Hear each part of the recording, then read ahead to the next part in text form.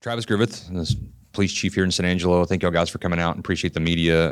You guys do a great job of informing our public. So that's one of the things we want to talk about today.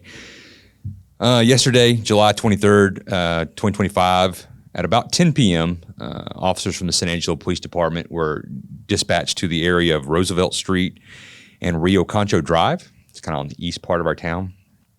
In regards to a motor vehicle accident, is what was originally reported to us. Officers arrived shortly thereafter and did locate a male subject that we're now identifying as Joe Angel Martinez III, as a 19-year-old San Angelo resident inside the vehicle. He was suffering from a gunshot wound, which caught us off guard in that initial response, was an accident. And he was transported to Shannon Medical Center by local EMS and pronounced deceased. We are now working a homicide investigation on this. The investigation is under investigation, so we want to make sure that what we're releasing is pretty straightforward. We're not going to give a whole lot of information. I don't want to catch that off guard, but why we do that is if we release something to the general public, then when we're doing interviews with possible suspects and witnesses, that it can taint that, so the information will be limited. I do ask that if you have any information about this, if you're watching this and you know something about the case and you don't really want to get involved, to contact Crime Stoppers. That number is 658-HELP. That's 4357, 658-HELP. It's anonymous. No one will know who you are, and you can provide that information to help any information on it. I ask that we be praying for the family of Joe Angel Martinez III, and San Angelo residents have lost a loved one there.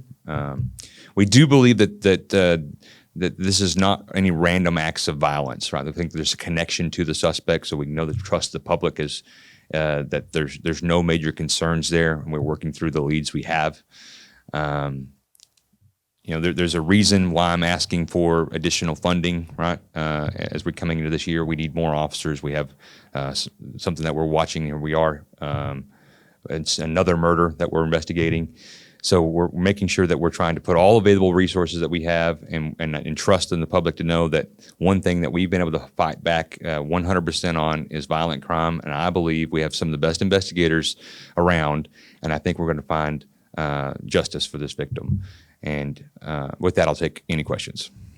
You know if he was shot inside the car or from outside? Indications are right now that there's no, that's kind of a weird way of answering, but I'll tell you that right now there's no external concerns in regards to like problems outside in that neighborhood.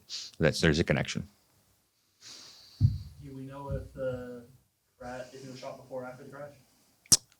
Can't get into, yeah, can't get into that. Yeah, just won't be able to answer that question. Caliber of the weapon is what's being asked right now. We won't get into that either. That's pretty pertinent to the case investigation. Again, as we're closing out, anybody that's watching this, right?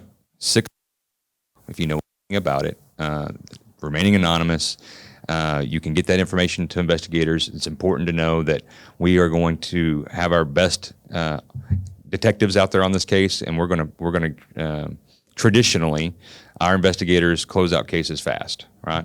And that's what we're hoping for, to be able to get justice for them, and we can get somebody off the street that shouldn't be out there. And that's what we're hoping and praying for. Appreciate y'all guys. God bless.